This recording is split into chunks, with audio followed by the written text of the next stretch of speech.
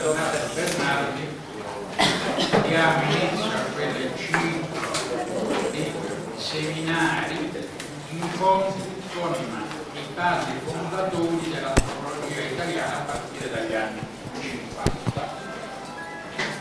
Il senso di questo seminario, che nei lunedì in cui si terrà, non tutti i lunedì, ingloba anche il corso sulle Martino da tenuto, quindi è parte integrante, ha una sua relativa autonomia questo seminario, che è rivolto anche ai dottorandi di ricerca, cosa che ovviamente il corso su De Martino non ha. Questo seminario invece, pensato dalla professoressa Minicucci e da me, è un incontro appunto dal titolo Gli antropologi ci raccontano. Da parte questo seminario, l'esigenza di questo seminario è che noi molte volte conosciamo le opere degli antropologi, che conosciamo come studiosi, e certo la realizzazione maggiore dell'antropologo è nelle sue opere, ma l'antropologo per fortuna è uomo tra uomo, è intellettuale, ha avuto una sua formazione, ha respirato una certa temperie culturale, si è rapportata ad altre figure di studiosi nel settore disciplinare nel quale poi andrà a operare e in altri settori. E questo vissuto, questa dimensione biografica, esistenziale, noi vogliamo fare emergere attraverso questi incontri nella convinzione che la vita illustra le opere come le opere fanno intendere della vita momenti, speranze, progetti, eccetera.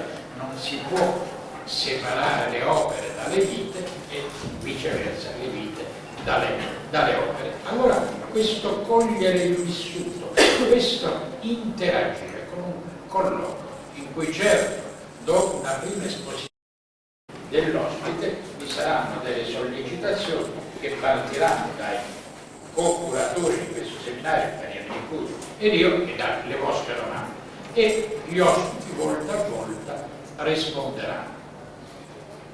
Vi sono molti gli invitati a questo seminario, non possiamo certo invitare il professor Giuseppe Bonomo, scomparso da qualche giorno, al quale noi mandiamo un commosso pensiero e un omaggio ideale.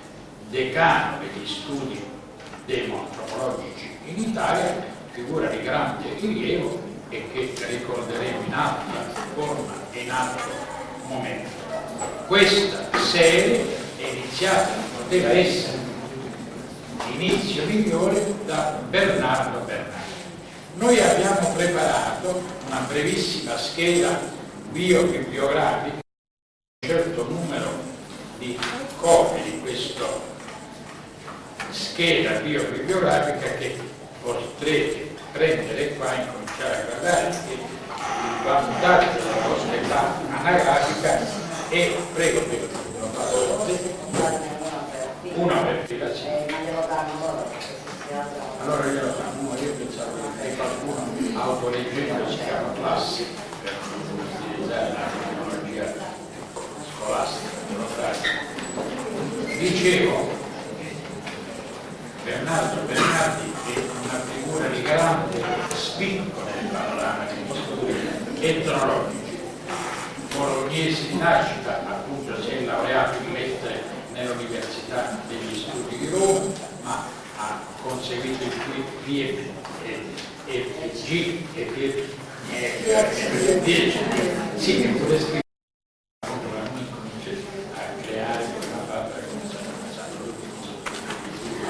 a ripetersi, e all'Università di Città del Capo, poi all'Università di Roma, ha insegnato filosofia culturale alla Facoltà di Scienze Politiche dell'Università di Bologna, passate voi di là. all'Università di Roma La Sapienza, ed è stato membro dei comitati esecutivi e presidente dei consigli europei di studio, ed è stato professore in numerose università di Roma, ha fatto numerose ricerche sul campo, è esponente dell'antropologia sociale di matrice britannica e ha una bibliografia ricchissima, qua vedete che sono segnati molti dei suoi studi. Nessuno meglio di lui poteva inaugurare questa serie di incontri. Io prima di dare la parola a Maria Minicucci, poi dopo a Bernardo Bernardi, voglio dire che sono particolarmente lieto di darvi non il bentornato da noi, perché appunto Bernardo Bernardi qui ha insegnato e io ho l'onore di essere stato il suo successore diretto, perché quando lui è andato in pensione io sono stato chiamato alla facoltà a insegnare eteronologia. Bentornato Bernardo Bernardi, penso che questo incontro sarà particolarmente ricco di spunti e dopo averlo salutato con molta cordialità e con molta riconoscenza perché ha accettato il nostro invito, do la parola a Maria Minicucci e poi darla a Bernardo Bernardi. Io non ho nulla da oltre che fare e penso che sia un'occasione che non è un'occasione storica di parlare qui narrando il proprio percorso degli studiosi che hanno segnato così fortemente tutta la nostra padre di quest'anno poi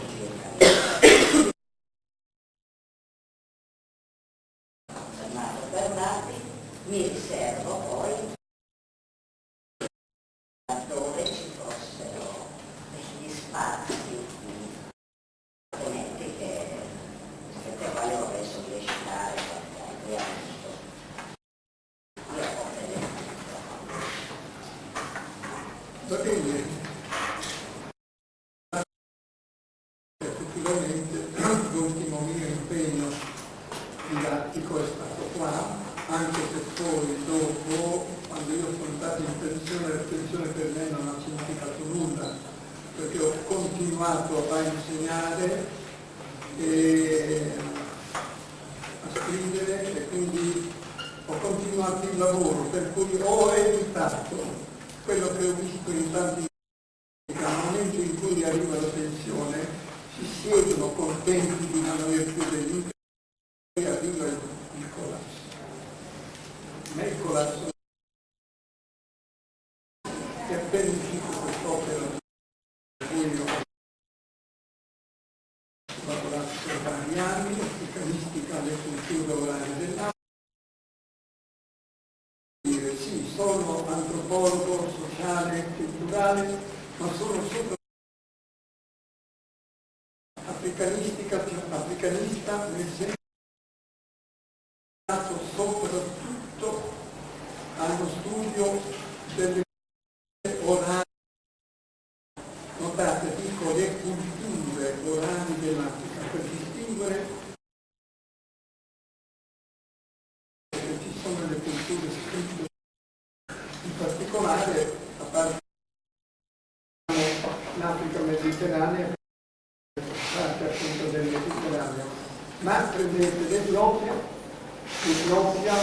ha una cultura scritta letteraria con una ricchezza di codici scritti nella lingua che è lingua letteraria e liturgica, una lingua che è diversa dalla lingua amarica, che è la lingua tuttora parlata dagli Amara, che sono gli Abissini, perché l'Etiopia è un museo di popolazione. Io ho insegnato tra l'altro per un anno intero nell'università di Addis Abeba e mi hanno dato un anello che porto sempre con me, è l'anello dell'università di Addis Abeba. E dunque, il mio studio dell'etnologia e dell'africanistica ha avuto la fortuna di avere dei grandi maestri. Io devo tutto ai miei maestri e nello scrivere questo libro, lo dichiaro all'inizio, reco una testimonianza ai miei maestri. miei maestri sono stati dunque i fondatori, in un certo senso, della scuola di antropologia sociale britannica o anglosassone. Questo libro è dedicato all'africanistica, che distingue in tre diverse scuole: scuola anglosassone, scuola francese e scuola italiana. Nella scuola anglosassone, a parte gli antesignani, quello che chiamo il fondatore, Brown, Seligman, eccetera, eccetera, non troverete poi negli scritti. Mi interessa andare a studiare contro questo settore dell'antropologia. Sono i veri fondatori, ma i protagonisti sono quelli che io considero i miei maestri. Evans Pritchard, non lo so se avete già sentito nominare Evans Pritchard, che ha scritto un libro che ha avuto fortuna immensa nell'ambito anglosassone, nell'università anglosassone, ma anche in Italia.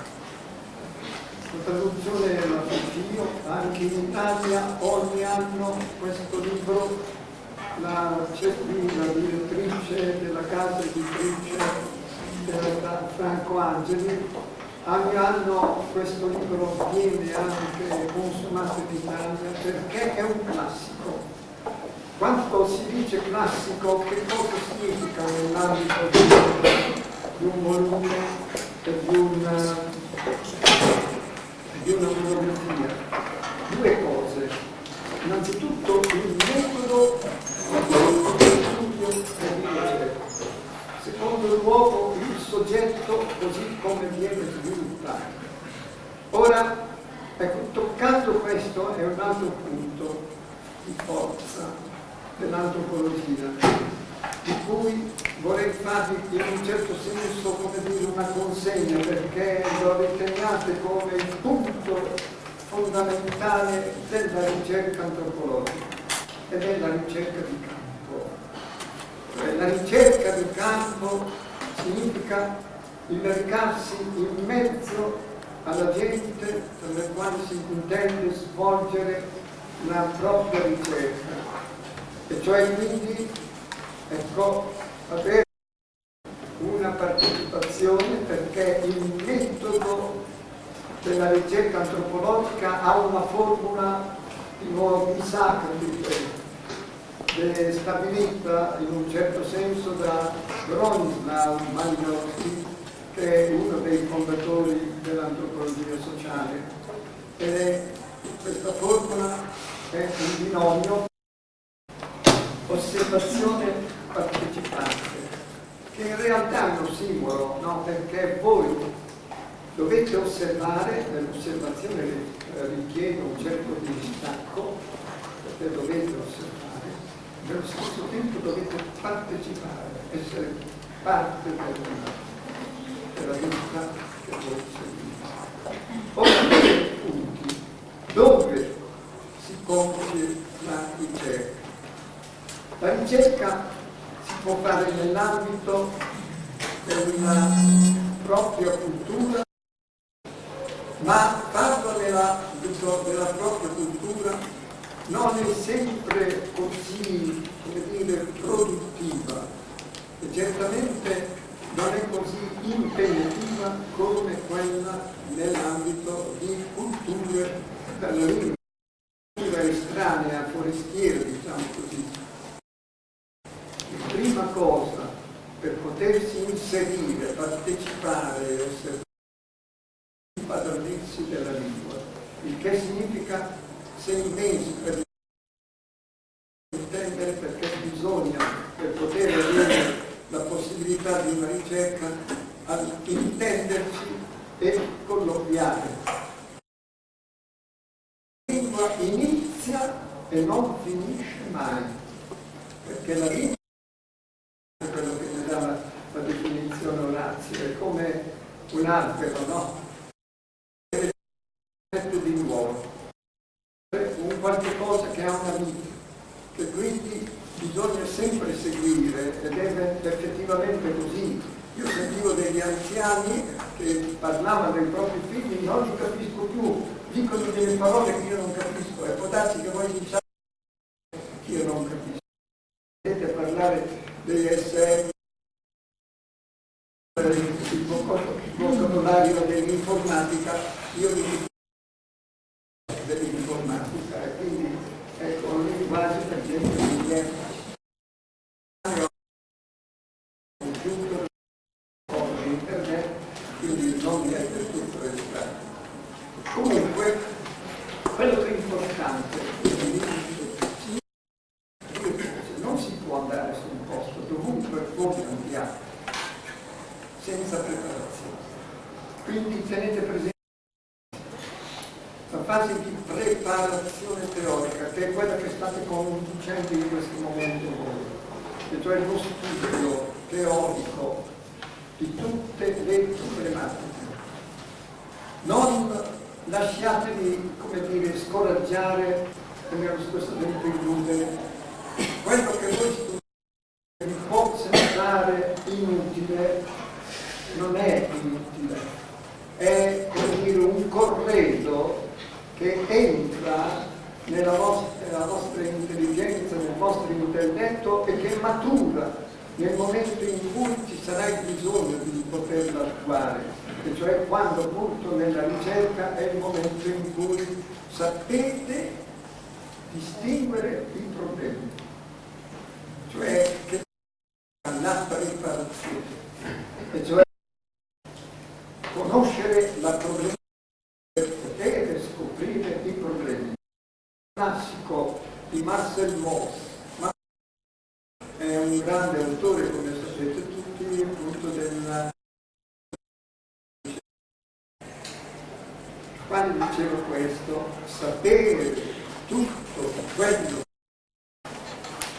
per scoprire quello che non si sa. Cioè quindi sapere tutto quello che non si sa significa la preparazione teorica, e quindi applicatevi allo studio anche se vi può sembrare inutile, cioè sarà sempre utile gli effetti riposati, però no, c'è molto di più che non semplicemente questo primo pervaso che è nella struttura appunto dell'Accademia. No, l'importante è illuminare precisamente lo scibile per poterne discernere la realtà in mezzo alla gente. La gente non si rende conto dei problemi che noi possiamo rilevare.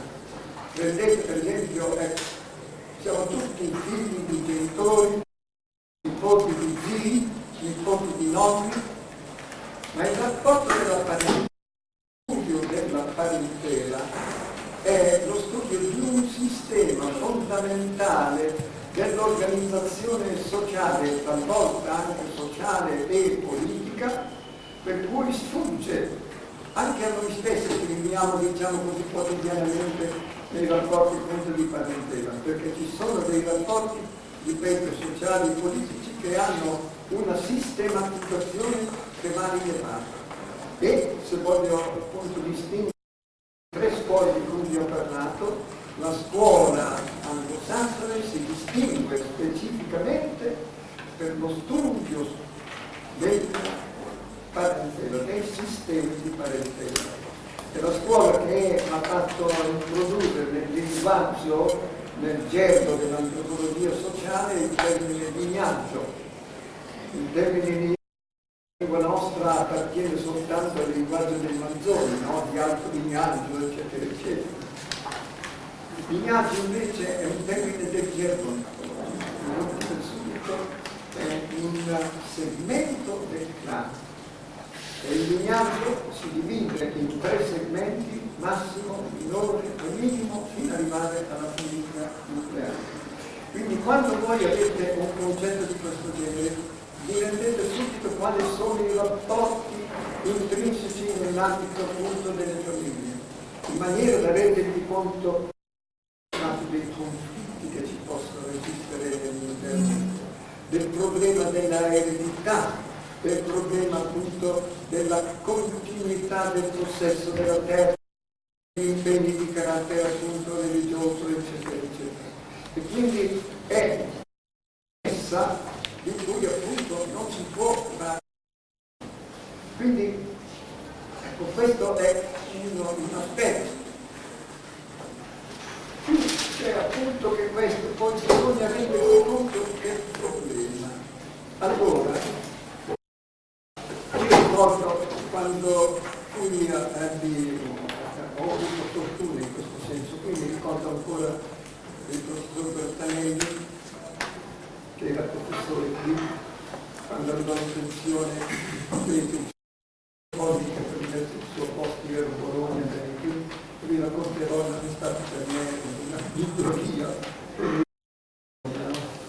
me lo ricordo perché me lo dimentico di spiegarlo, ma c'è una ragione.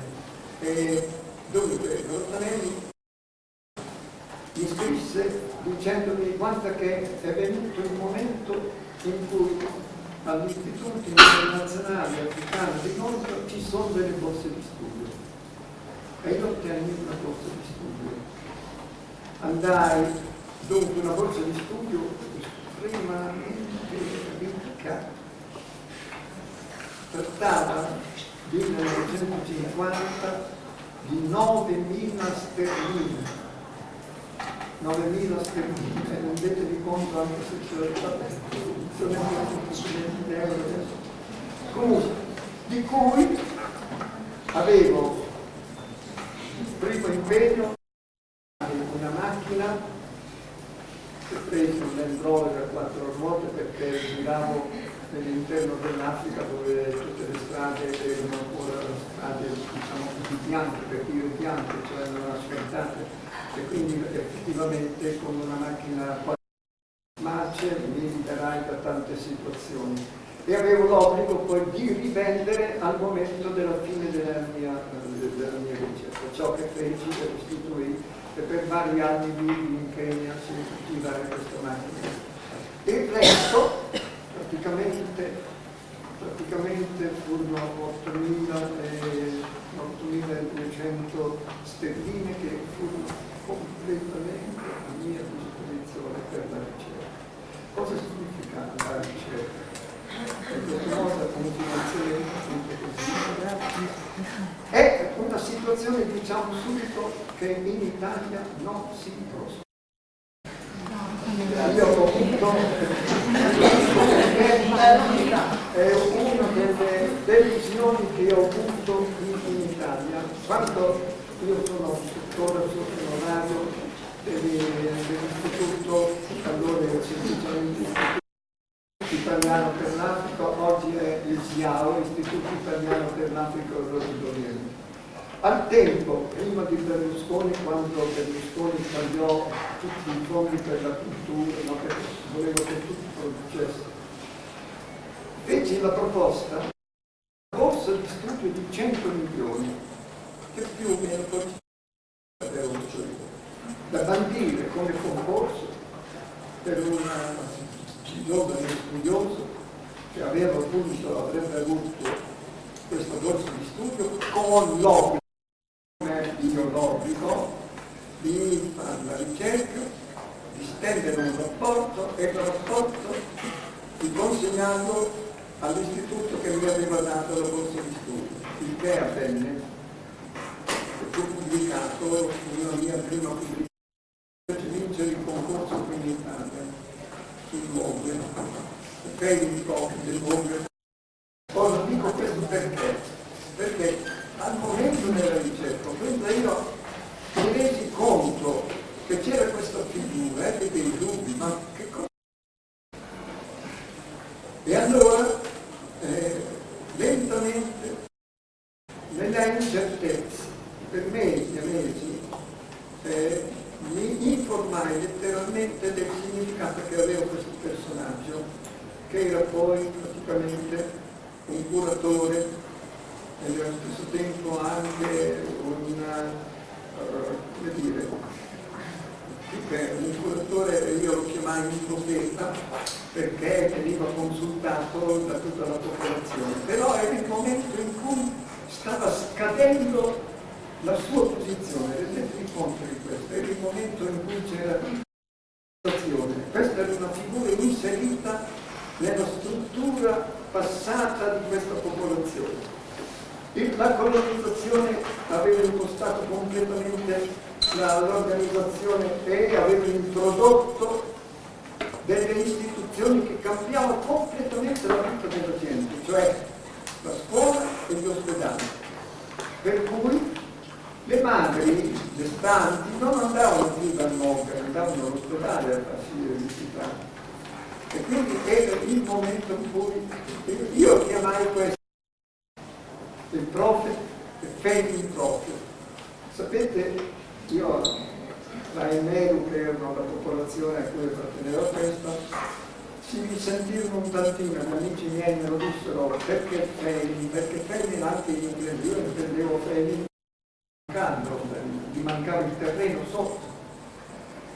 E effettivamente mi resi conto che c'era la possibilità di questo equivoco, per cui nella edizione mi chiesero di fare un'edizione locale in Kenya di poco per la popolazione locale, e lì invece di mettere failing mise del mondo del blessing, il profeta delle licenze, ed era appunto quello che effettivamente voglio dire, le esperienze sono locali, ed è il momento in cui voi, quando vi trovate sul posto, del metodo che avete imparato a scuola, che è certamente valido, ma nel momento in cui vi trovate di fronte a situazioni specifiche, di fronte a posizioni particolari, di fronte a problemi che forse non vi aspettavate al fatto, il metodo ve lo dovete inventare voi.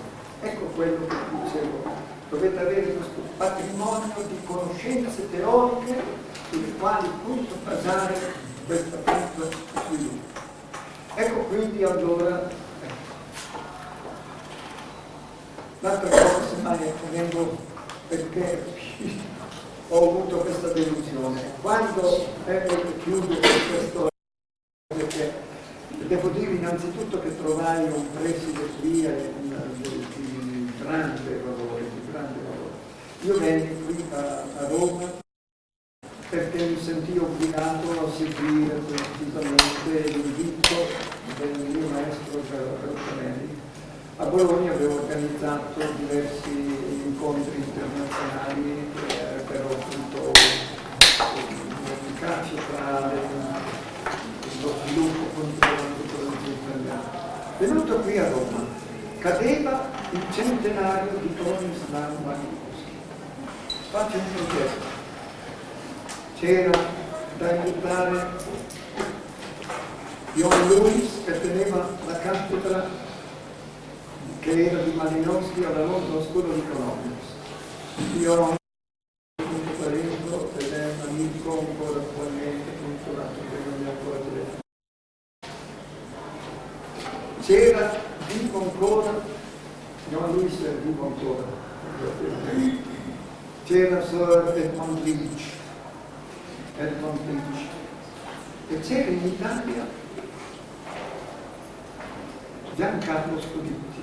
Non so se l'avete mai sentito parlare. Giancarlo Scodutti è un grande studioso, appartenente all'Università di Urbino, che ha fatto delle ricerche della Nuova Guinea, il quale appunto ha fatto ricerche della Nuova Guinea nel territorio dove Malinowski ha fatto ricerche, e quindi avevo progettato appunto un convegno con tutti di questo genere. Mi negano il sostegno finanziario. E resto così, parlo dal preside e vi dico: senti preside, questi li posso lasciare, però almeno Edmund Leach facciamolo vedere. So che il preside ha sempre dei fondi, infatti non fece vedere, e concludiamo. Utilizzammo l'aula magna del Consiglio Nazionale delle Ricerche con traduzione simultanea. Ripeto, fu un trionfo. Alla fine il preside, sapete cosa mi disse? seminario. Certe cose bisogna farle anche quando si tratta di arrampicarsi sui pesci. Anche agli risposi però bisogna avere almeno una persona intelligente come te che ha capito la situazione.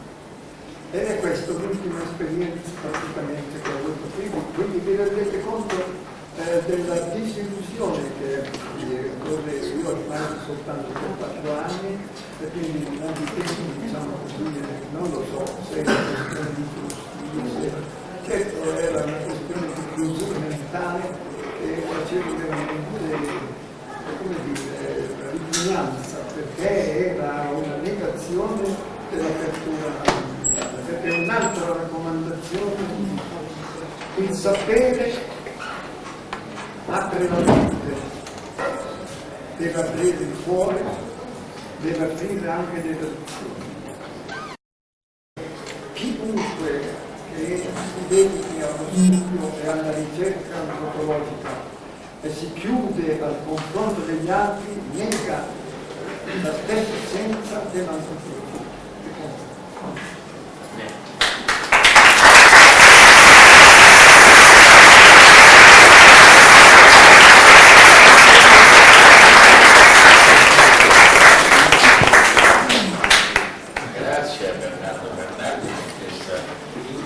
Alla discussione per questa breve sintesi dei suoi percorsi esistenziali accademici e scientifici.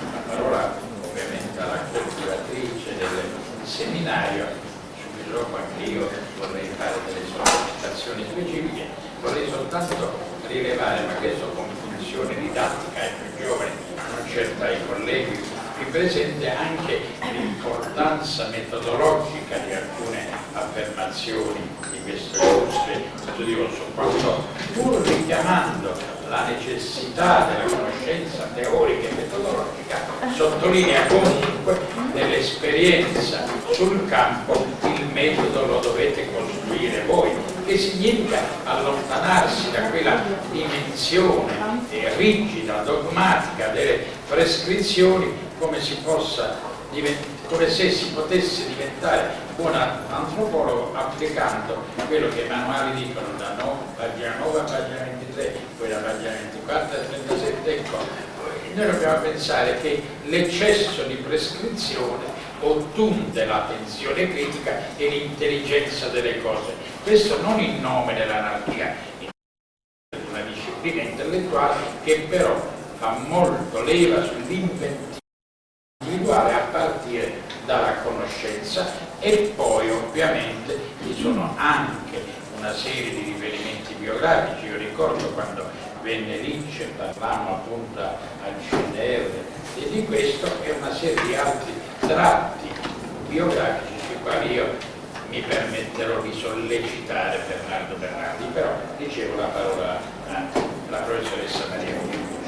Allora Bernardo, ovviamente con la libertà di tagliare corto laddove percepissi domande come un disprezzo di domande, io vorrei sapere, per costruire un tuo percorso intellettuale, più esplicito, qualche notizia su questo. Tu sei nato a Bologna, lo sappiamo, poi hai fatto il liceo lì, poi ti sei laureato qui. Sei laureato perché era docenti del periodo in cui poi hai studiato. In che cosa ti sei laureato? Io non sono nato a Bologna, ma in provincia di Bologna, in un paese che suscita sempre interrogativi, un paese che si chiama Medicina.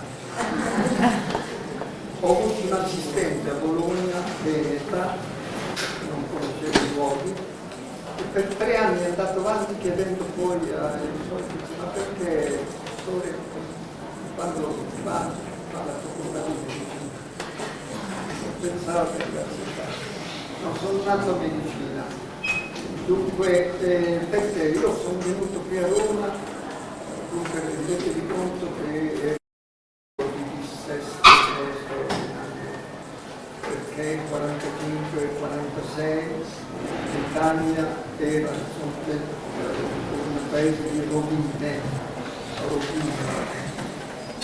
qualche viaggio che ho penso qui a Roma, appunto venuto a Roma perché c'è ancora la corso di all'inizio allo studio, e spiego perché. Dunque in 3 giorni di viaggio. Poi il treno non andava avanti, poi era in Toscana, i macchinisti ci chiedono di scendere dal treno perché le macchine non potevano più sufficientemente. Quindi in Italia era zero, proprio un territorio tutto di macerie, no? E dunque perché era Roma? Io avevo studiato appunto il ed ero appunto stato nelle missioni della consonante, dove appunto l'idea mia sarebbe stato quella di andare in Africa e fu la prima impostazione per ma si ha però Torino e venne a Roma dove c'era un bolognese di grande fama che teneva lezioni di storia delle religioni, che era Raffaele Pettazzoni. Non so se avete già sentito nominare perché Raffaele Pettazzoni ha lasciato una scuola. E ricordo benissimo, per esempio, quando io tornai a Bologna perché tornai di nuovo per la stessa situazione su un camion guidato da militari indiani, no? E arrivai in questo progetto, poi mi lasciarono la strada gli ultimi 11 km che li feci a piedi per arrivare a casa. E Pettazzoni mi aveva affidato un pacchetto da portare tutto il suo lavoro. Pettazzoni fu un grande maestro. Si deve a lui a Pettazzoni l'introduzione qui a Roma per l'insegnamento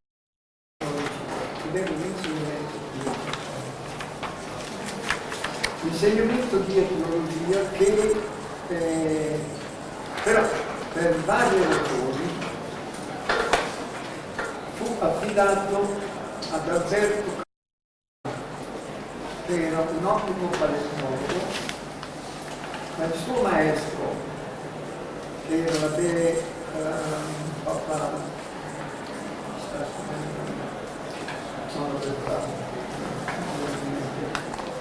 era comunque un grande maestro dell'archeologia europea francese, il quale disse un ottimo etnologo di quello che studiò il cranio del Ciceo, un pessimo. Allora, essendo un pessimo etnologo, io me ne accorsi subito perché appunto aveva costruito una sua teoria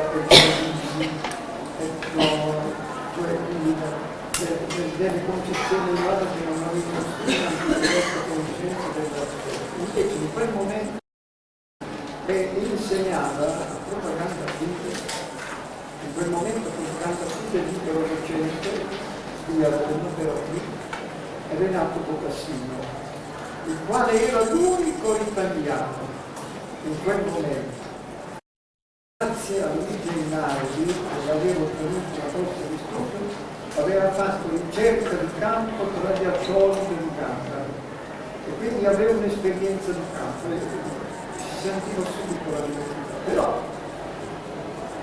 era un cattolico di quelli fondamentalisti, no?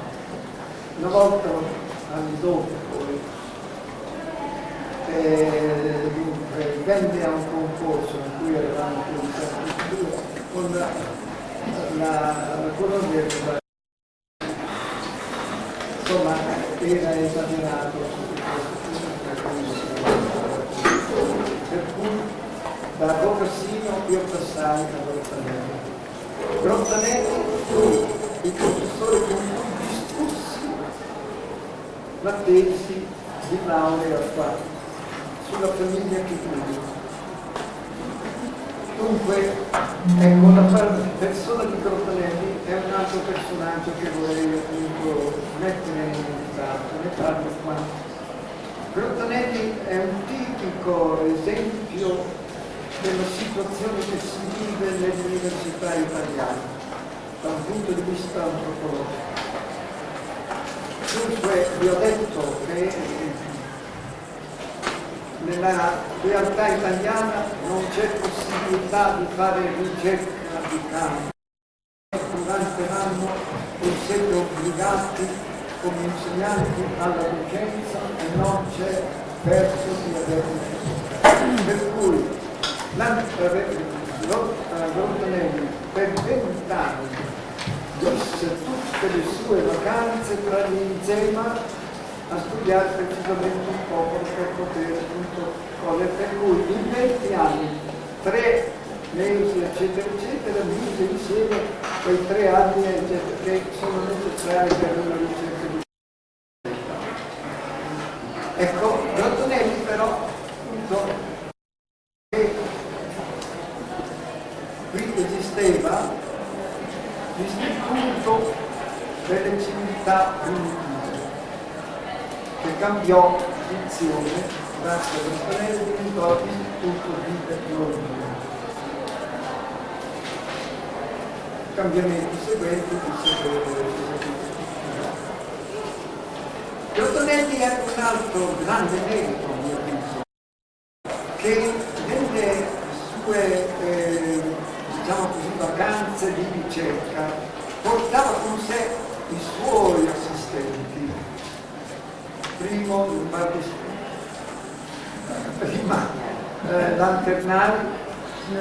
Lanternari, purtroppo Lanternari in questo momento non è in grado, quindi poverino, la sua salute non gli consente appunto di muoversi liberamente, mi dispiace perché forse non sarà possibile portarlo qui. Lui avrebbe dato una risposta, ma noi crediamo che difficilmente potrà essere così. A me non lo so, molto legato ai Satriani, Lanternari.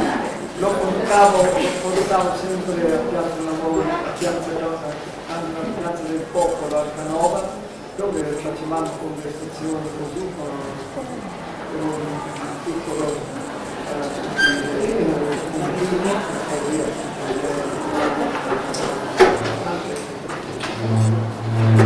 Lanternari a Carlalocchi,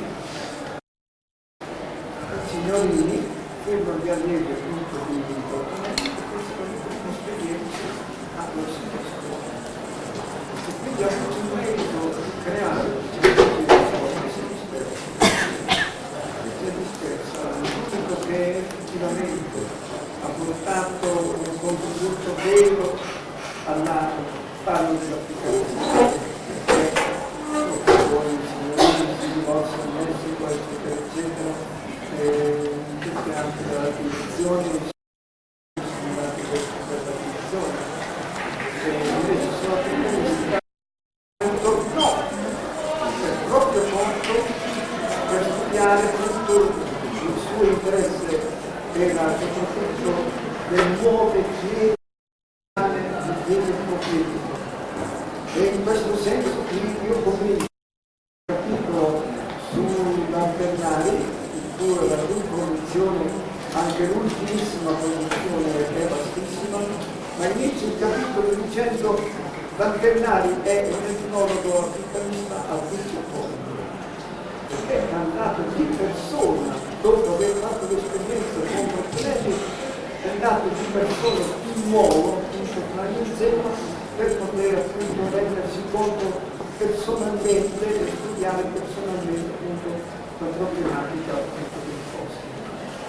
Ecco, questo è diciamo così la situazione. Però io tu hai citato questi studi, questa università, praticamente quelli che poi erano stati portati ai fini della ricordi da studente, altri docenti di rilievo, c'era il periodo storici, c'erano dei nomi che sono rimasti impressi di rispetto in assoluto. Per me, ho detto queste tazzoni, vorrei dire che lui gli altri miei maestri sono soprattutto delle scuole. Il mio maestro principale è Isaac Shapira, sotto di lui dunque calcolo Ernest Richard, il quale con Isaac Shapira io feci PhD in Genetic Studies. E qui è come è stata la fortuna che ho avuto di un maestro di questo genere. Il capo riconosce il mio titolo di dottore di astrologia e mi dice: vieni alle mie lezioni se vuoi. Invece mi obbliga ad andare ad una lezione di lingua shona. Per 6 mesi io studio una lingua shona, una lingua arabica. Cosa avviene? Dopo questi 6 mesi lui stesso va sollecito per ottenermi una borsa di studio, che non era più la borsa di studio di cui ho parlato prima, bensì di 25 sterline, e mi mandò per un, cioè nella vacanza, le vacanze nell'ambito delle università inglesi hanno tutt'altro appunto parecchio, no? A fare una ricerca. Allora si chiamavano Viso del Sud, base di oggi. Cosa faccio? E allora mi misi di buona volontà a registrare l'organizzazione sociale di 5 villaggi. Ogni settimana un villaggio e mezzo, e avanti così. Arrivato alla fine, stesi il rapporto di questo, cosa bene, una cosa, non mi sarei mai pubblicato nelle Communication of the School of Ethical Studies, no? Quindi era una pubblicazione normale. 10 anni dopo fu mandato un altro studente del professor Mitchell a fare la stessa ricerca che io avevo fatto sulla base di quello che io avevo registrato, e quindi in un certo senso fu il controllo di quello che io avevo fatto. Cosa venne ancora? 10 anni dopo questo, una terza ricerca di conferma verso appunto, il che vi dico di un altro aspetto da tenere presente. Vi ho detto prima, la scienza è aperta, non siate chiusi, e cioè anche se avete fatto una ricerca in un luogo, studiato un problema in un determinato spazio, non ritenetelo una riserva di caccia chiusa vostra, ma siate contenti anzi che vi siano altri che vadano a vedere. Dovunque uno vada dove è già stato fatto una ricerca, è interessante rendersi conto di quali sono i cambiamenti che sono venuti nel frattempo. Quindi ecco così, e restare molto attenti. C'è stata tutta una discussione tra il rilievo alle ricerche di Margaret Reed con Friedman, che diceva che aveva sbagliato. No, non è sbagliato per niente, la situazione era diversa al suo tempo, e cioè ci sono dei cambiamenti e bisogna rendersi conto che appunto i cambiamenti sono all'ordine del giorno, non c'è giorno quando andare. E i cambiamenti, se voi state lì continuamente, non ve ne rendete nemmeno conto. E qui un'altra norma del metodo.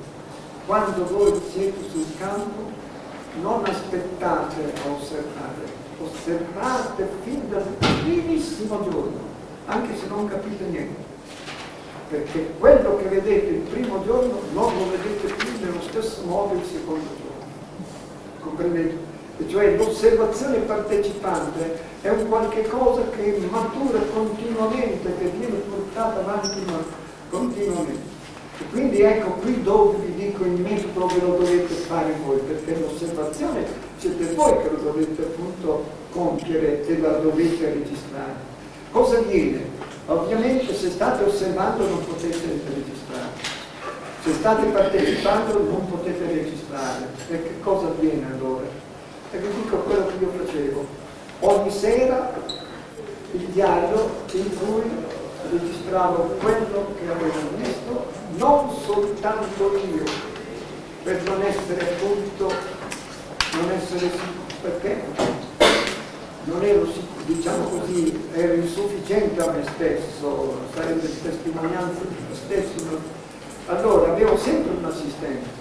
Ecco, i soldi della ricerca servono a questo, avere uno o due assistenti. E ognuno di essi, mentre io scrivevo, anche loro scrivevano quello che scrivevo. Io ho un po' di quaderni, qui ho i miei quaderni e i quaderni dei miei assistenti. Scritti nella lingua locale, perché qualche volta scritti in inglese, qualche volta nella lingua locale, secondo me quello che appunto è necessario. E allora, ecco, questo costituisce poi la fonte storica in un certo senso, anche se sono fonti personali, per poter redigere la relazione finale. Quando dici di assistente, quando sono insegnate in Italia? No, non venivano da Milano, prendevo sul posto. Sì, ho capito che non è ma la possibilità di fare. Magari il finanziamento che avevo per la ricerca, cioè i soldi che erano dati a lei per la ricerca, la ricerca mi complica due cose. Mi sono spiegata male, voglio dire, quando in Italia, dopo le esperienze qui accennate, hai avuto adeguati finanziamenti fino a quanto? No, in Italia non è. Questa è che questo dicevo, Mai avuto finanziamenti, mai. Finanziamenti, eccetto che quando sono stato professore universitario a Bologna ho avuto finanziamento per l'organizzazione di questi convegni di cui appunto ti ho detto. Direi che per fare domanda di trasferimento a Bologna Invece no, come si scelgono gli assistenti? Comunque se sono chi si prende per l'assistenza? Scuola. Un altro i quali sono contenti di venire e hanno due scopi. Primo, di appartenere alla gente del luogo e quindi in un certo senso verso gli anziani, perché ci possono essere degli anziani, specialmente in quel periodo lì che era il periodo coloniale, che no.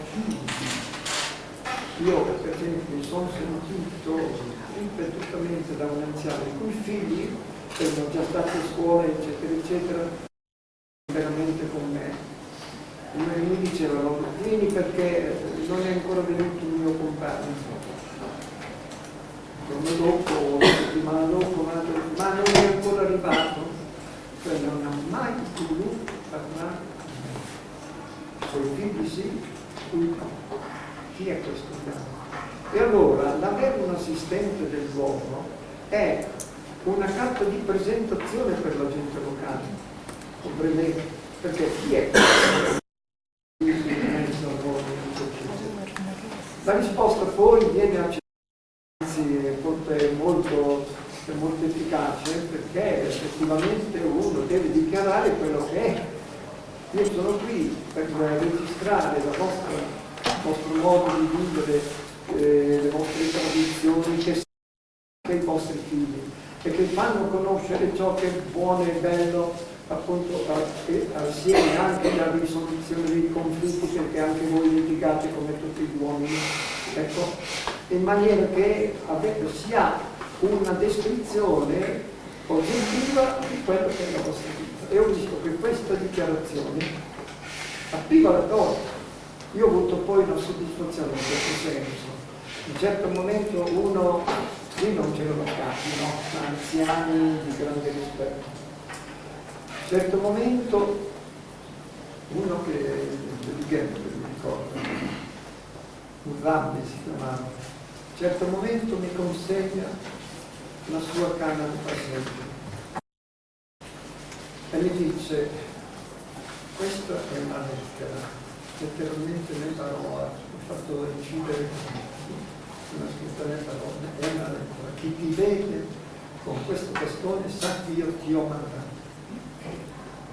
Ho scritto un libro nel nome d'Africa e l'introduzione a questo libro sono le credenziali. Dice: chi mi dà il diritto di dire nel nome d'Africa? Poi la raccolta di articoli che avevo già scritto. Nel nome d'Africa perché mi sono sentito, come dire, il mandato da questo anziano africano di parlare di loro. Cioè mi affida la sua canna, ce l'ho ancora. La uso, è simpatica perché è un punto nero di ebano dalla radice che forma il pugno di preso, è una bella canna da passeggio. È dunque un mandato, diciamo così. Chi ti vede con questa canna sa che io ti ho mandato. Quindi avevo, come dire, un mandato, allora nel nome d'Africa. Ecco perché questo titolo. Proprio con questi aneddoti in cui sei entrato proprio nello spirito, nell'intenzionalità di questo seminario, che per fare emergere una migliore comprensione delle opere degli etnologi, degli antropologi, attraverso anche il riferimento al proprio vissuto.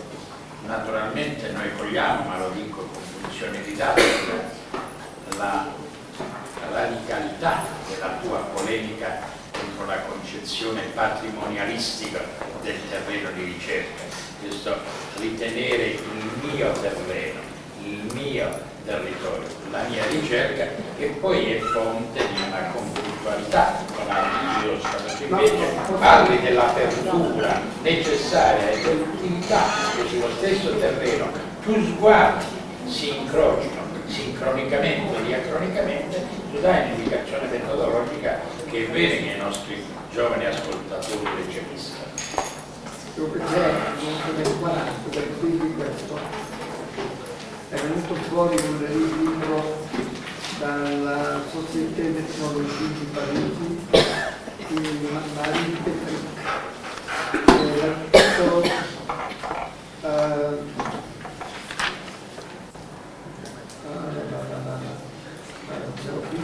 passi,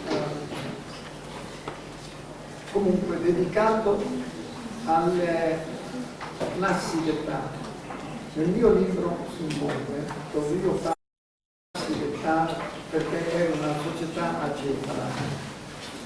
Io sto scrivendo in questo momento un libro sulle società acefale, società che non hanno capo, e come è caratterizzata l'organizzazione. E è andata a fare Marie Petric,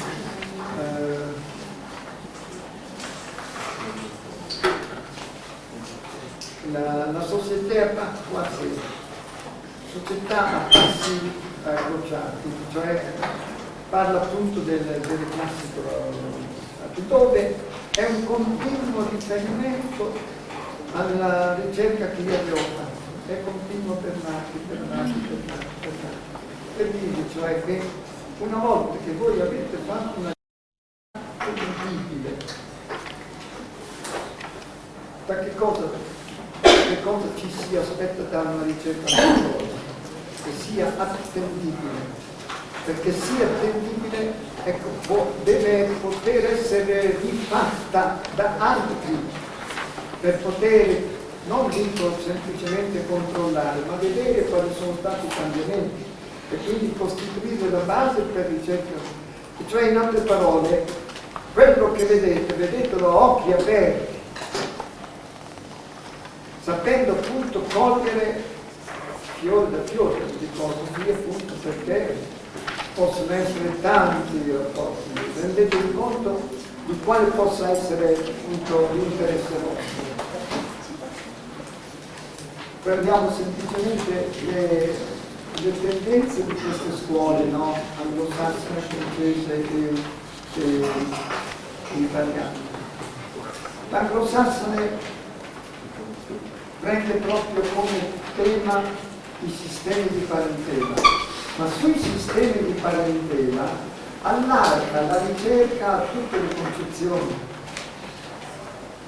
mentre i francesi parlano delle concezioni cosmologiche e in maniera indiretta introducono anche il problema della parentela, perché la parentela è la base dell'ordinamento sociale. Gli italiani, voglio dire, Grosnelli, Lanternari e Remotti è attualmente titolare della cattedra di antropologia sociale a Torino, ha fatto delle ricerche tra il Banande nel Burundi al confine con il Congo, ha delle pubblicazioni di primissimo ordine, perché lui appunto sono delle ricerche che vanno fatte appunto con una problematica specifica sulla terra, sulla parentela, cioè le problematiche sono, diciamo così, non così specificamente distinte, ma sono più sintetiche. Cioè, prendete per esempio l'esempio di Lanternari. Lanternari viene da una preparazione in cui appunto i suoi libri sono soprattutto i libri che hanno avuto la traduzione in tutte le lingue del mondo, di studi sul millenarismo, no? Eppure appunto, quando è andato di persona, non più dietro con la Grottanelli, di persona autonoma, è andato a fare una ricerca, ha fatto una ricerca sulle chiese locali, le chiese, cioè separatiste se voi volete, comunque sul movimento chiesale, delle nuove chiese, cioè che era l'argomento che mi interessava, non mi interessava tanto la parentela, comprendete? Quindi uno deve scegliere anche il proprio argomento e su quello andare a fondo. Non sappiamo se Lanternari potrà venire, appunto come dicevamo prima, però verrà Ernesta Cerulli, che appartiene e a quel clima culturale, appartiene a questa scuola di africanisti italiani e che anche lei partecipa a quella missione etnologica italiana in Ghana alla quale facevi riferimento, perché partecipa Ernesta Cerulli, partecipa Vittorio Lanternari, partecipa Veronica Lazzarini Viti, Stefano Matonec, Italo Signorini, Stefania Tiberini, che è qui presente, Vande Bravo e Giorgio Carcona che insegnavano a noi, purtroppo adesso non ci sono più, Carla Rocchi, cioè che è un gruppo di studiosi che tu opportunamente hai ricordato e che io adesso integro ma solo per funzione didattica, perché questa missione in Ghana ha avuto nel tempo numerosi studiosi, sempre facenti capo a Grottanelli che ne dà conto nei due volumi, uno con i contributi degli autori che ho citato e l'altro curato direttamente da lui. Permettete di ricordare un altro per me un grande italiano che è scomparso purtroppo, un grande studioso, Valerio Valeri aveva una preparazione letteraria classica di primissimo ordine. Momigliano, studioso della storia romana, a Chicago lo spendeva sempre fare con il suo studio. Lui era però avevo avuto una licenza prima a Lecce, dove avevo avuto il concorso, che però non è stato possibile darglielo perché c'era quello che aveva pare che fosse lui era caricato. Sì, caricato, quindi non l'ho ha avuto mentre perché c'è stata una domanda di un ordinario, una ricerca sono spaccati i colleghi dell'Università Pugliese. Mi ricordo che si è cercato di trovare un posto lì a Perugia, mentre non si cercava l'altro Chani è in vinta l'ho veduta a Chicago, a Chicago, a Valerio è consentito per 10 anni visitare sulle isole Hawaii a fare la ricerca pur essendo appartenente all'università, cose che in Italia sono inconcepibili.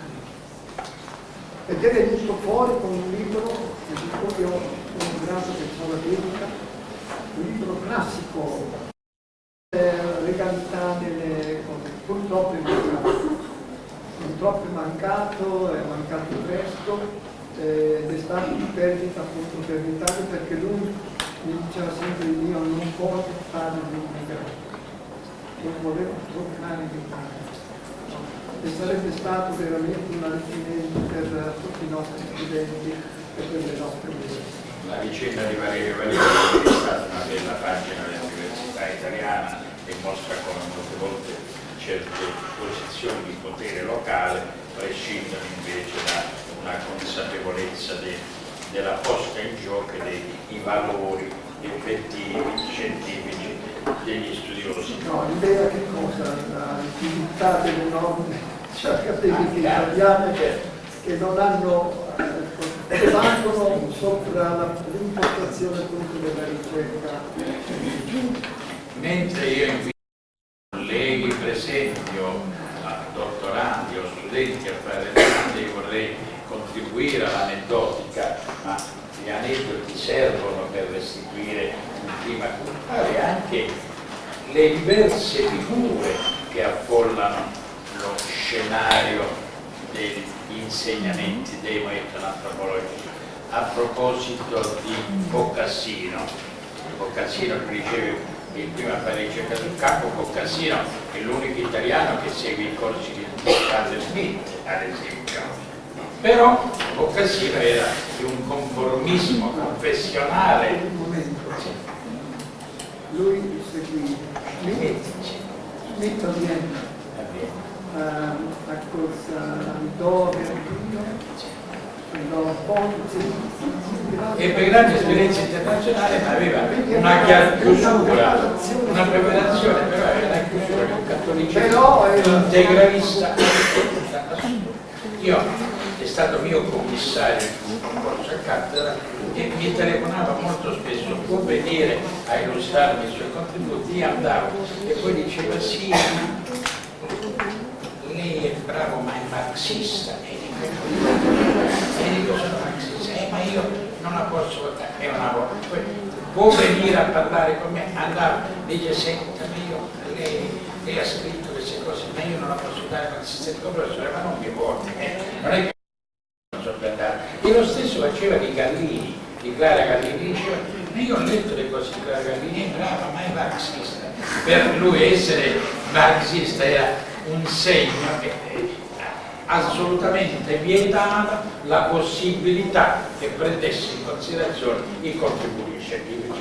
E del resto lui, i suoi rapporti con il resto De Martino, che poi è lo studioso in cui gli studenti, non certi colleghi, sanno essere oggetto del corso specifico, vi è uno scambio di lettere, pure pubblicate, con il resto De Martino, e vi è questo incontro tra un etnologo eretico come De Martino e un etnologo di un assoluto conformismo confessionale quale Renato Boccassino. Durante il momento questo Carlini racconta che mi trovai insieme a Boccassino nel concorso di lui del candidato alla Carlini. Allora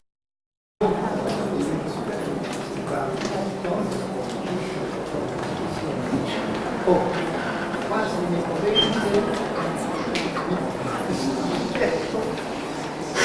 un po' di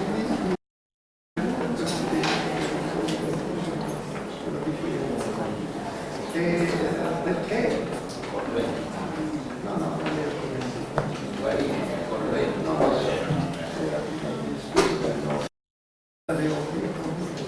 comunque mi assalice nel vero senso della parola, perché appunto si presta tutti secondo me sarebbe. Ora, se vi sono domande, sollecitazioni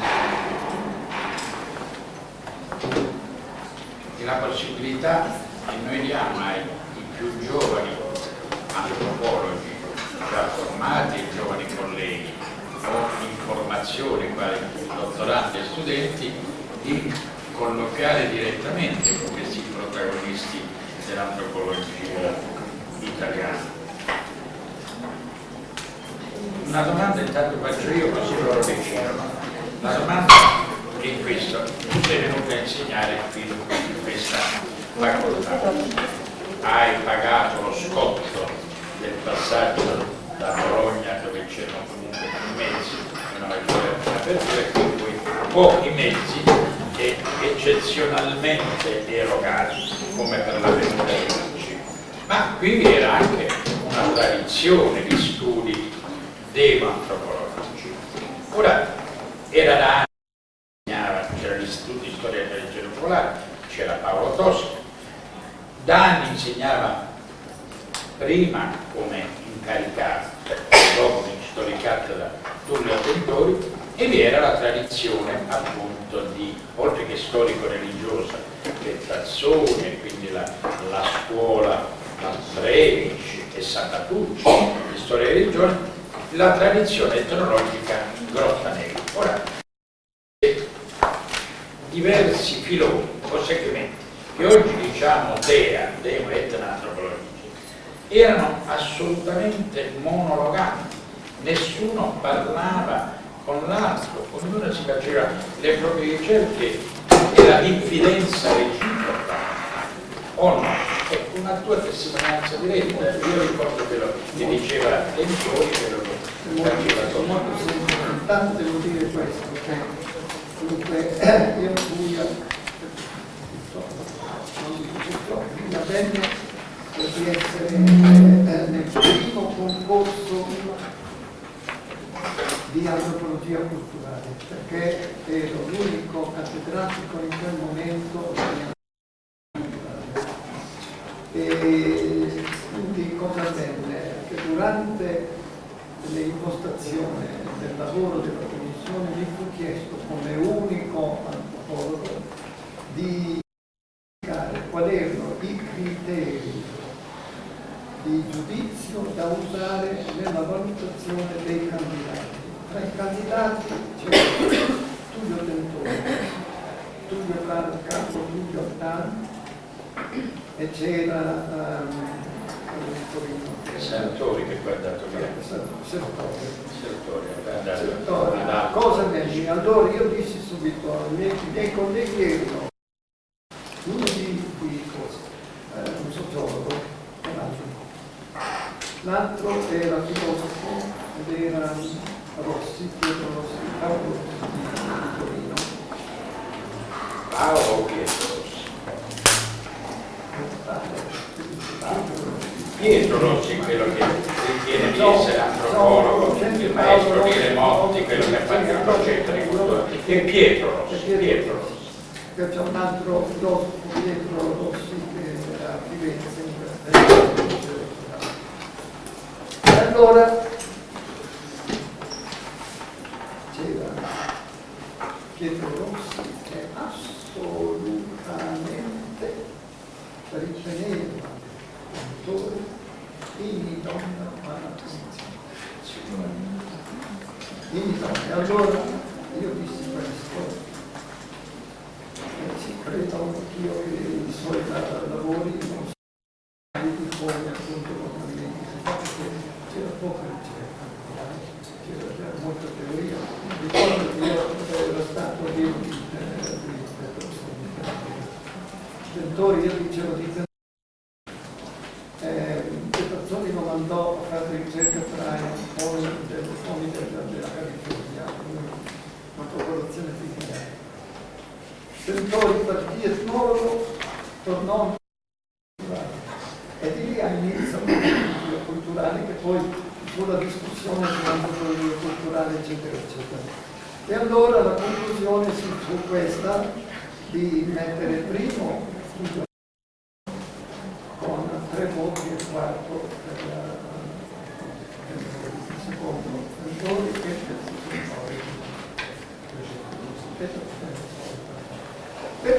guarda questo tormenta l'Inghilterra, dove c'era questa cultura mentale e non c'erano questi dissidi appunto di questo genere,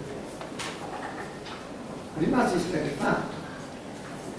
E avvenne in quel tempo, non è più vero, che ai primi professori, almeno al professore di prima nomina nell'Università di Bologna, veniva assegnato 1 milione per fondare la cattedra. Questo o farsi la biblioteca o farsi l'ufficio, o un mio collega si fece l'ufficio che poi gli dissero tutto questo poi diventa dell'università perché te lo puoi portare a casa. No, io pensai a questa situazione esistente in Italia e organizzai il primo convegno, diciamo così, internazionale all'Università di Bologna, in cui gli atti costituiscono il primo volume della mia collana che dirigi per Angeli. Esatto, etnologia. E invitai Tullio Ottani, invitai Tullio Tentori, invitai Lanternari che non poteva vedere l'altro, invitai Grottonelli che non potevano vederci da questi, per farsi intendere, perché si capissero, e invitai dall'Inghilterra Jack Rudy, perché in Inghilterra in quel momento cominciava a esserci una certa discussione perché seguendo le no, lo strutturalismo. E dico Jack vieni e lì che anche lì si discute, perché per far vedere che anche noi abbiamo delle discussioni ma insomma si può arrivare a una... E fu, diciamo così, un successo, ma mi ricordo che Tullio Ottani, che poi appunto risultavamo molto amici con Tullio Tentori anche molto, con Tullio Ottani fece visitare tutto il Friuli dopo il... una cosa che Tullio Ottani mi disse così che aveva telefonato a Tullio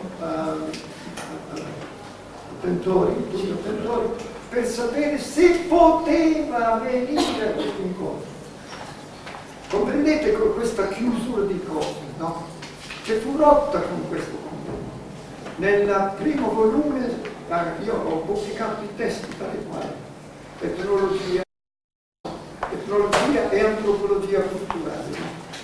Che quindi potete vedere lì appunto quello che era una situazione inconcepibile, per quello che ho insistito prima a dire non siate chiusi, non ritenete una riserva di caccia lo studio che voi compite, ma siate aperti perché la scienza è aperta e va distribuita senza soldi. È appunto la norma che deve appunto portarci avanti, altrimenti appunto facciamoci leggere tutto. Proprio in questo clima di chiusura Ernesto De Martino non riuscì a essere chiamato all'Università a Cagliari perché o in quanto eretico o perché persona che contaminava diversi settori disciplinari o perché persona sgradita non lo volle nessuna facoltà per nessun insegnamento e lui finì la sua vita ordinario a Cagliari, ma non a Roma, dove pure era stato. Lui restò confinato in Sardegna, accademicamente poi viveva a Roma, faceva le ricerche appunto in Puglia o in Lucania, proprio per questa forte cultura disciplinare e per questa reazione agli intellettuali e agli studiosi di confine, con quelli realmente con vocazione interdisciplinare. Prego. No, rapidissimamente, visto che l'ha citato, qualcosa di più sul suo rapporto con Jack Rudy, che sicuramente oltre che un amico, per quello che so, è stata una persona che per condiviso. 80 anni ci ha invitati a una serie di vieni esperienze continuamente in Italia, teoriche. scrive continuamente. Lei lei citava prima il rapporto, la sua concentrazione sulle culture africane orali, il discorso, lo studio sulla famiglia, la comparazione, sono tutte tematiche che non capiamo. Però volevo che ci raccontasse qualcosa di più, sia sul piano del suo rapporto amicale, che eventualmente un terreno con questi studi, se siete stati insieme a conoscere. Forse è una... Dunque no, condiviso un terreno con Gertrudi, condiviso l'insegnamento con Gertrudi sì. Mi ha chiamato ripetutamente a Cambridge, io ho fatto una serie di seminari a Cambridge, ripetutamente in diversi anni, quindi c'è stato un rapporto che continua ancora adesso. Sapete che Sir Jack Ruby, loro gli hanno detto Jack, noi ci chiamiamo sempre Jack, comunque no, anche perché io sono andato un allievo, uno dei miei migliori allievi che è Cesare Poggio, che si laureò con me a Bologna quando lui era utilissima la possibilità o richiedeva per la possibilità specializzazione su Parigi, Londra, allora il comando della gente che vada a Cambridge, dove appunto c'è Gertrudi, eccetera, eccetera. Io Gertrudi l'avevo conosciuto personalmente all'International Ethical Institute, di cui ero membro dell'Executive Council. E di lì mi invitai in Italia quando ci fu questo incontro, per dire così, scorso cosa le altre. E lì c'era tra gli uditori David Betzer, che poi ha fatto degli studi sulla storia dei comunisti, eccetera, eccetera, una serie di ricerche, continua ancora adesso. E quando sei venuto qui a Roma, tu hai dato anche una tesi su Gertrudi a Mauro, e poi si è laureato quando io ero diventato tuo successore, e facemmo assieme, relatore e correlatore, la discussione in seduta di laurea su appunto di Mauro Gerace, su cui Gerace adesso è professore associato a Messina. Mi ricordo che Gerace, non mi ricordavo il titolo della tesi. Era su cui. Se c'è qualcuno C'è Simonetta. Una domanda. Se, dato che siamo registrati tutto, ti dispiace venire? Ma No, oppure devi parlare con voce stentorea? alzo la voce. Questa bella pagina di etnologia italiana, ma anche europea, mi fa pensare a una domanda di questo tipo. I problemi dell'etnologia di allora sono gli stessi di ora o è cambiato qualcosa? È cambiato, oltre che cambia la situazione. Non intendiamoci. Quando io sono andato ci sono delle situazioni che restano ancora inesplorate, non mi interessa. Però io ho fatto tutta l'America, dal Canada fino all'Argentina, così come ho fatto il periodo dell'Africa per 6 mesi. E posso dire che dappertutto ci sono delle esigenze di studio che restano ancora da fare. E quindi però dire, come ho detto prima, la situazione cambia, cioè le prospettive sono diverse, però la possibilità di studio c'è. La necessità anche di mettere, dipende, basta che voi prendiate le riviste, no? Ci sono 2 riviste in questo senso, che ho 2 riviste.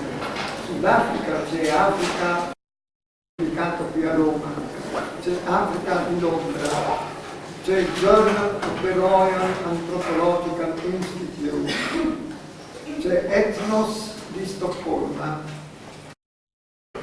Io penso che ci siano Sì, è proprio Simonetta, una di quelle della commissione che per il nostro dipartimento pure il problema delle riviste, del rinnovo. Alle riviste, queste riviste io le ricevo tutte. Fortunatamente il Journal Anthropological Institute lo ricevo gratuitamente, perché sono e allora mi viene. Comunque, mi rendo conto di quali sono le problematiche di oggi. Sono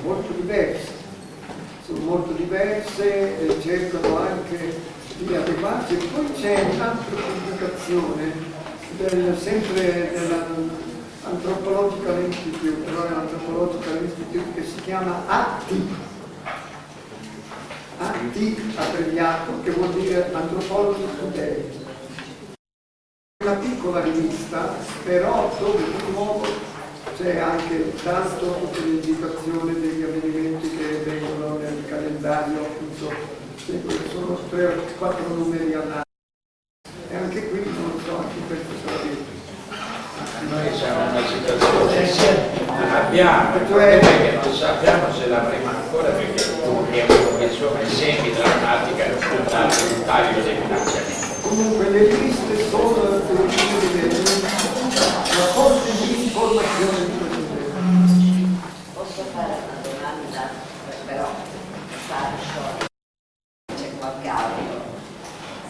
Io ero curiosa di sapere, tu puoi raccontare anche brevemente quando tu sei andato in Africa da solo la prima volta, quando sei andato, dove sei andato, da dove sei partito, come è stato il viaggio, cosa hai fatto per Dunque, io ho fatto 29 giorni di viaggio in nave, da Venezia, partito da Torino fino a Venezia, da Venezia venuto alla nave, per 29 giorni in nave, con tanti mari di caso intanto, nel Mediterraneo, se ne è arrivato a Darna.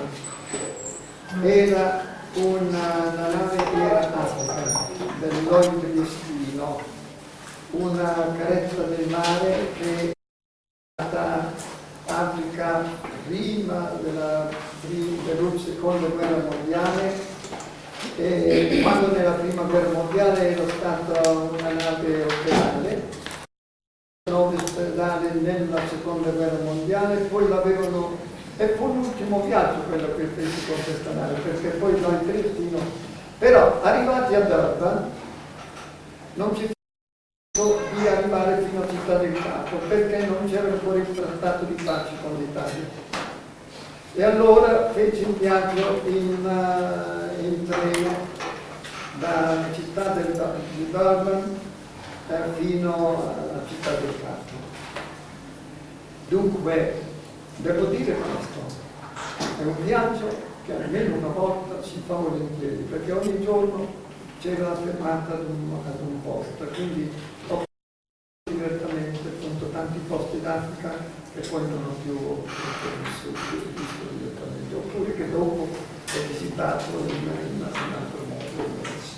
Così pure con il viaggio in treno l'ho fatto ripetutamente, perché siamo tornati dopo l'apartheid con mia moglie, perché io non sono più andato in Sudafrica dopo l'apartheid, no. Io sono arrivato in Sudafrica ho iniziato proprio all'apartheid. Chi mi ha accolto è stato il professor Capera, un grande uomo, poi io sono stato il suo ultimo anno, poi è stato passato alla London School di Studio. E lui che mi ha accettato come allievo per il PhD, cioè ha riconosciuto il valore dell'artigianato italiana, che non era facile. Invece hanno visto quello che io curriculum, no, 2 anni che avevo dato, e mi ha detto, se vuoi, ma l'ho già detto prima, se vuoi vieni in lezioni, se no vai a studiare lingue. sei andato poi a studiare? Chi hai incontrato? Dunque il terreno, ho comprato una bicicletta, allora non c'erano proprio mezzi, in nessun modo, no? Ho preso ospitalità nella missione dei Gesuiti, che era l'unico posto. Dopo di me un mio allievo fatto molto meglio, mi Marco Bassi ha fatto una ricerca sul Corano, ma è andato subito a vivere con e gli è capitato la fortuna di incontrarsi con uno che sta il nome, diciamo così, della funzione Ayatollah, lo studioso delle stelle.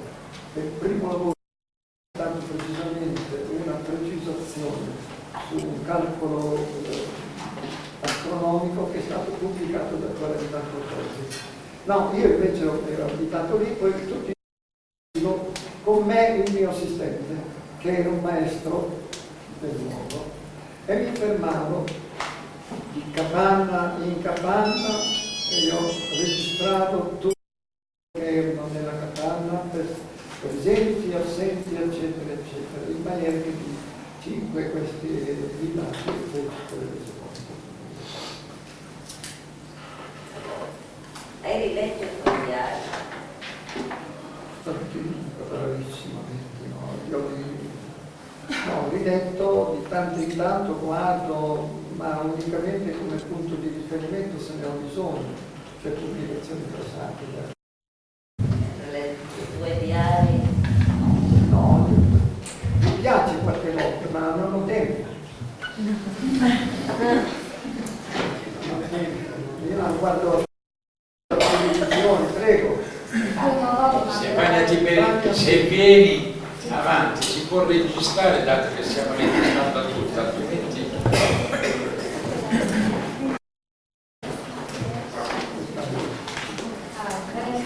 non deve fare Bernardo, ma solo per esprimere un mio grande piacere di vederlo qui, perché se è vero che sono cresciuta alla scuola di Grottaglia, forse l'unica in questa audience sono stata qui, ero quando dirigeva l'ex istituto di etnologia, quindi ho avuto il privilegio di fruire della sua esperienza, della sua sapienza, sono stati anni direi dimenticabili, quindi voglio esprimere la mia gratitudine. Poi forse aggiungere qualcosa, nel senso che parlavi di come Grottaglia faceva le sue vacanze di ricerca. Forse i tempi sono cambiati, c'è stata un'evoluzione, forse ci sono stati anni in cui un po' abbiamo avuto finanziamenti un po' consistenti che ci hanno concesso di andare e condurre le nostre ricerche. Sono anni in effetti ormai tramontati, c'è stato forse un regresso, siamo di nuovo in questa situazione, cioè noi facciamo vacanze di ricerca perché i fondi non sono più adeguati, perché il tempo non è più quello di prima, la didattica è diventata, direi che si è qualificata, il tempo per sempre più diluito, di perché c'è stato un po' come un circolo e siamo diretti che dobbiamo vedere. Grazie, ci fa molto onore ricordarti. No, vorrei dire, penso al mio tempo Bassi, senza dirmi niente, lui passò le prime vacanze finanziate da suo padre, dopodiché fece chiedere richiesta di finanziamento. E adesso lui è diventato l'esperto anche per la parola e continua ad andare tutta il Bologna.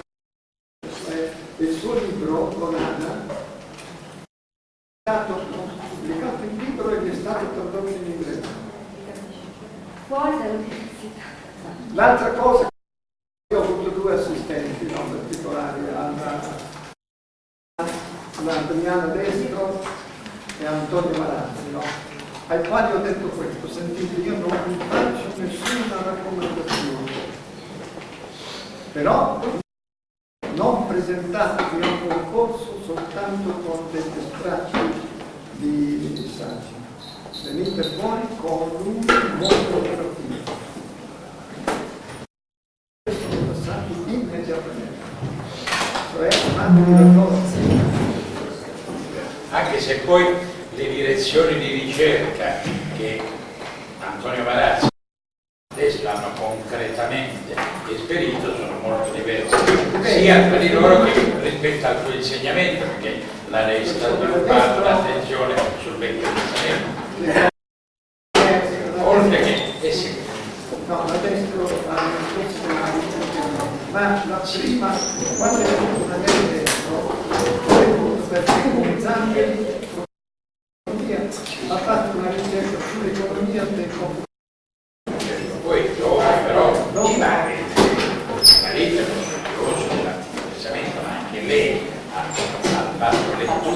antropologica, nella dimensione antropologica è fatta anche la ricerca. No, anche in Italia. Sono stato io, non sapevo cosa fare della trazione, parlare di ricerca delle Alpi. Si è fatto ricerca delle Alpi e invece Marazzi è andato da un'altra parte, in Giappone. La prima ricerca degli Alpi è di Marco palestinesi. Perché? Perché suo marito a fare ricerca in Palestina, allora era Palestina, non c'era ancora Israele. E venne da me cosa fare? E una cosa molto interessante, fai lo studio degli giganti palestinesi. Era quella, e il suo primo volume è il gigante palestinese. Sì, sono aree geografiche, anche culturali, a volte Poi dopo diverse. invece sopra le montagne alti dove abbiamo le vacanze. Dicevo, tu nel tuo riferimento, nella tua formazione, sia accademica, post-laurea, del caso, eccetera, e nelle tue esperienze concrete di ricerca hai fatto molto riferimento alla tradizione etnologica e agli studi di africanistica e i tuoi rapporti con alcuni studiosi. La domanda che non è solo, ovviamente, tu conosci le opere e i discorsi della tradizione francese, ma in che misura questa esperienza, questi studi dell'etnologia francese hanno influito o non hanno influito su di te? Lévi-Strauss, tu hai parlato di Lynch, ma Lévi-Strauss, gli studi, oltre a conoscerli come studioso, hanno in qualche maniera interagito, influito sulla tua formazione o è tutt'altro il percorso di ricerca che tu hai compiuto? Dunque, sono stato ripetutamente per anni a insegnare il collegio di Francia. C'è un libro di Lévi-Strauss con la sua dedica, in cui ringrazio per il fatto che gli rapporti agli studiosi italiani. Però io non ero interessato a tutto questo tipo. Lévi-Strauss è io qualche cosa quando sono stato sul quartiere del Venezuela, perché non ho fatto una ricerca approfondita. Per alcuni mesi ho fatto tutto, come vi ho detto, no? In Venezuela in particolare, in Colombia, in Brasile, ma sicuramente del mondo, no? Ho fatto tutto. Ma unicamente avevo in mente il confronto con l'Africa. E devo dire che mettiamo di più la popolazione africana che non quelle sono. Ho capito il titolo dei libri degli Strauss. C'è una tristezza, no? I familiari hanno conosciuto le risposte in Brasile. Noi che abbiamo Io mi riferivo un rapporto religioso anche perché in Francia no, come dire, il punto diretto della situazione in Zanzibar, che è stato per tanto tempo il responsabile del patrimonio, no? Ed è quello che ha permesso a Lévi-Strauss, il direttore del laboratorio, di non prendersi cura del laboratorio, di lavorare, perché tutto il lavoro di amministrazione lo faceva però non posso dire di avere avuto un'iscrizione, sinceramente appartengo alla tradizione, però per sentire, i politici direttori di cui parlo della scuola francese, praticamente li ho conosciuti, perché appunto mi hanno invitato ripetutamente lì all'Andietta, lì, sono stato bene in questo momento, io ero Parigi, ho incontrato Diva che mi ha dato queste informazioni, ce n'è una serie, mi ha assunto quello che è mancato. Diana, Francesco Arnè, tutta una serie di autori che appunto con cui non si tiene in contatto.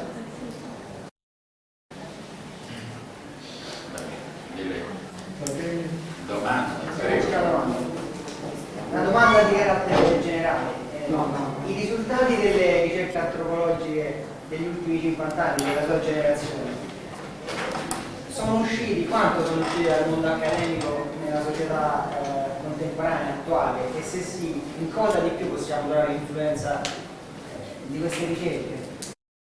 Io credo che bisogna sentire che molto di più potrebbe essere, molto di più potrebbe essere, prendete, come dire, punti di riferimento di quante sono le cattedre di antropologia culturale. La scuola di Torino di africanisti e di antropologia culturale è in primissimo ordine, sotto Francesco De Monti.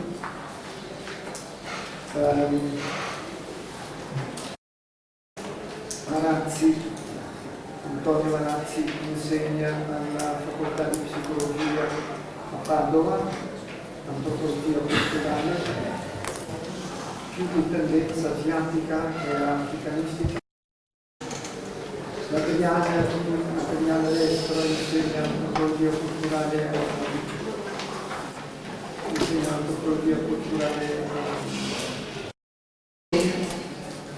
interessi, diciamo così, anche tecnici, strumenti, fanno super del marino. La scuola di Siena è molto attiva, ma una scuola appunto molto articolata, con una produzione molto concreta anche. L'interesse è soprattutto di demoantropologia, no? È la scuola che, come dire, un po' la derivazione di quella di Alberto Ceresi, riferimento da figura di riferimento. Alberto Ceresi verrà questo seminario. Va bene. Vi sono altre domande? Allora vi chiedo scusa di questa fatica che avete fatto. Grazie a essere nato. Penso che sia stato molto interessante. Da sé in più ha avuto anche una valenza didattica. Poi naturalmente noi, una volta che abbiamo raccolto questi materiali, forse possiamo aiutare ripensato aggiungendo anche cose che servono in essere, che quando inizia il meccanismo di memorazione, cose poi calate in qualche modo, quindi accusare questa presenza, dare la possibilità, credo, ai colleghi a soffermarsi di salutare. I ringraziamenti di Maria Menicucci associo anche al nome di tutti voi. Io credo che abbia dato uno splendido contributo, perché non sono mancate prese di posizioni teorico-metodiche, non sono mancate esplicite affermazioni e inviti a curare momenti essenziali per la ricerca, anche vivificato attraverso il richiamo al vissuto, ai percorsi esistenziali, l'attenzione che noi diamo ai biografici non è dato da un gusto per il pettegolezzo, ma proprio perché, come dicevo all'inizio, sia Maria Menicucci che io pensiamo che a percorsi esistenziali possono rendersi meglio le opere e i contesti, la temperie in cui quelle opere nacquero e si formarono questa generazione di antropologi. Questo è necessario per restituire appunto corpo alla storia dei discorsi, altrimenti rischierebbe di essere un arido bibliografico.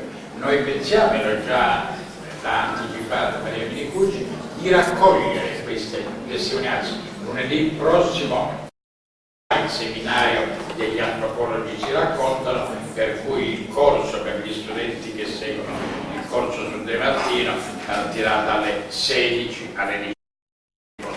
Volta a volta, quando vi sarà un protagonista che viene a parlarci, Cirese, Cerulli e Servilli, io avvertirò prima lo slittamento è sempre a quest'ora alle 17, dalle 17 alle 20 come termine adeguato. Grazie a Bernardo.